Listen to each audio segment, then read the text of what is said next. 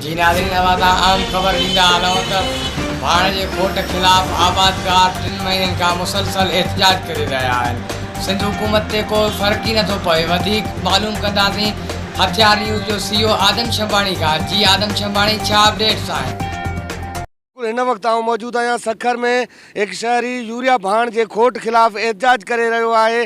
3 महीननि खां उनजो चवणु आहे त मुसलसल यूरिया भाण नथो मिले ऐं मुंहिंजो कैमरामैन ॾेखारे सघे त हे भाण जा लांट मौजूद आहिनि, पर ग़रीब हारनि जे लाइ एतिरा महांगा आहिनि जेको पुछी माण्हू नथो सघे। ऐं मूंसां मौजूद आहे शहरी, अचो त हुन खां पुछूं। जी बिल्कुलु, महांगाई एतिरी उरूज ते आहे जो को ग़रीब जे वस जी ॻाल्हि न आहे।